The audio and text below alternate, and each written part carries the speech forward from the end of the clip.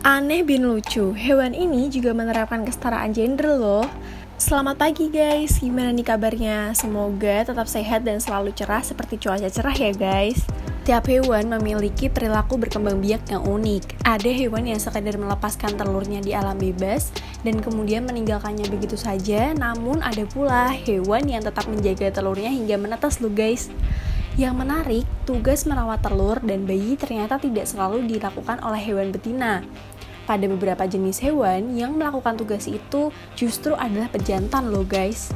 Benar-benar menerapkan kesetaraan gender ya.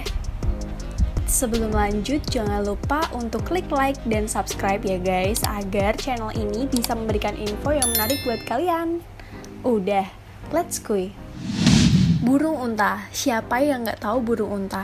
Burung ini mudah dikenali berkat tubuhnya yang berukuran besar dan lehernya yang panjang bak unta. Saking besarnya ukuran burung ini, burung unta pun tidak bisa terbang.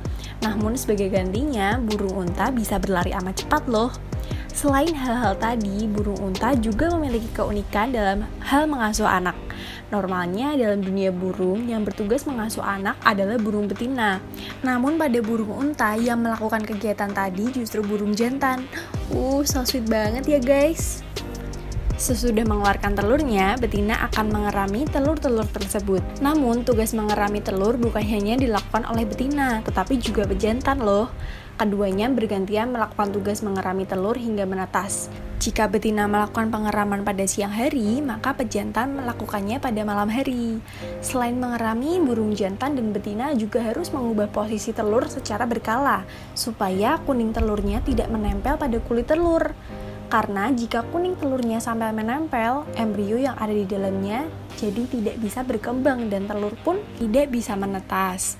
Saat burung unta mengubah posisi telur memakai paruhnya, burung unta tersebut dari jauh seolah-olah terlihat sedang mengubur kepalanya ke dalam tanah. Hal tersebut diduga menjadi awal munculnya salah kaprah kalau burung unta melindungi diri dengan cara memasukkan kepalanya ke dalam tanah. Penguin. Kutub Selatan merupakan salah satu tempat terdingin di dunia. Tidak banyak hewan yang bisa hidup di benua yang daratannya senantiasa membeku ini. Selain menjadi salah satu hewan yang paling lucu, penguin juga merupakan salah satu dari sedikit hewan yang bisa bertahan hidup di tempat ini. Perlu kita ketahui, penguin bisa hidup di Kutub Selatan karena burung ini memiliki bulu dan lapisan lemak yang tebal. Kemudian, meskipun penguin itu tidak bisa terbang, burung ini adalah perenang yang sangat mahir. Dengan kemampuan berenang itulah, penguin bisa mendapatkan makanannya yang berupa ikan-ikanan laut. Setiap kali bulan Juni tiba, penguin-penguin betina akan pergi meninggalkan kawanannya untuk pergi mencari makan. Namun sebelum pergi, mereka akan melakukan perkawinan dulu dengan penguin jantan, lalu meninggalkan telur. Jika betina pergi, lantas siapa yang mengurus telur tersebut? Ternyata tugas tersebut diemban oleh penguin jantan. Ia akan mengerami telur tersebut dengan cara berdiri sambil menjepit di antara kedua kakinya.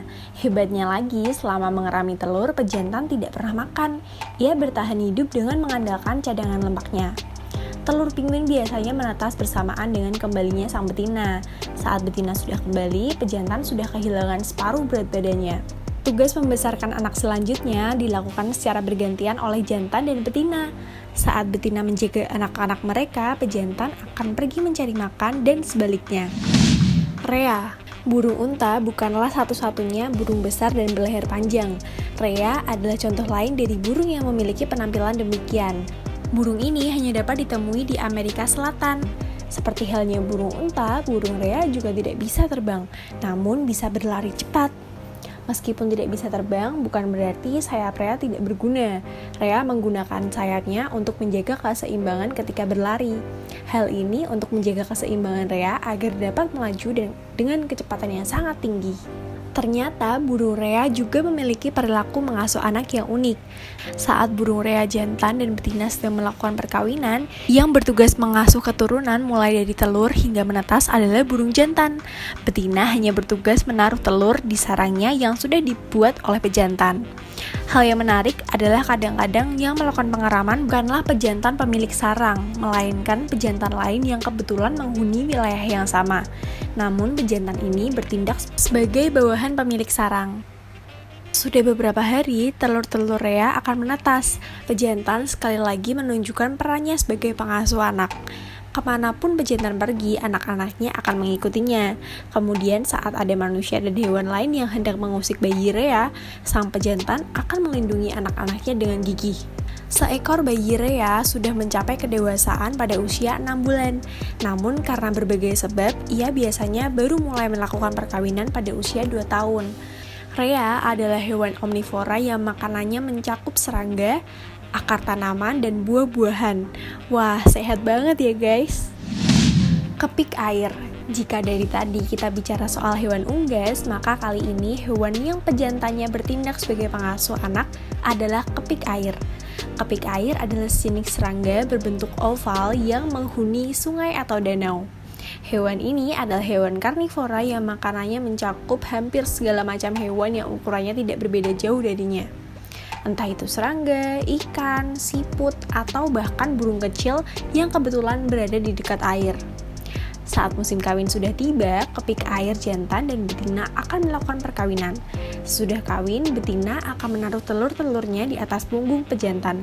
Tugas pejantan sesudah itu adalah menjaga telur-telur tersebut supaya bisa menetas.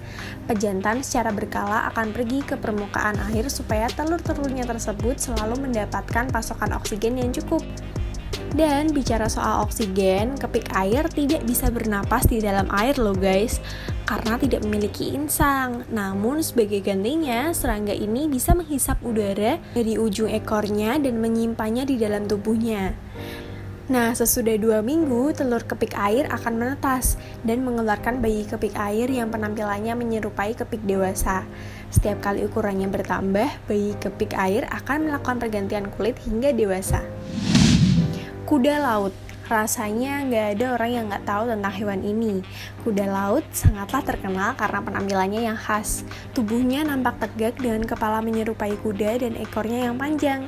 Meskipun penampilannya nampak begitu unik, kuda laut tergolong sebagai sejenis ikan loh guys. Keunikan kuda laut bukan hanya ada pada wujudnya saja.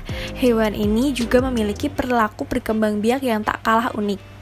Pasalnya, kuda laut jantan diketahui bisa hamil loh. Bagaimana bisa ya? Saat sepasang kuda laut sudah melakukan perkawinan, kuda laut betina akan menaruh telurnya pada kantung perut jantan. Karena terisi oleh telur, perut pejantan pun membengkak dan seolah-olah terlihat sedang hamil. Dengan menyimpan telur di dalam kantong perutnya, telur kuda laut menjadi jauh lebih aman dari pemangsa. Pejantan juga memberikan pasokan oksigen dan zat gizi tambahan kepada telur-telur yang tersimpan di dalam kantong perutnya. Sesudah 24 hari, telur-telur yang ada di dalam kantong perut pejantan akan menetas. Bayi kuda laut yang berukuran mungil selanjutnya akan berenang keluar melalui lubang kecil pada kantong perut pejantan. Nah, itu dia guys, hewan-hewan yang menerapkan kesetaraan gender. Walau hanya sebatas menjaga telur, namun kesetaraan gender yang dilakukan hewan-hewan tersebut wajib diacungi jempol ya guys. Kalau menurut kamu, hewan apa lagi yang nerapin kesetaraan gender? Komen di bawah ya.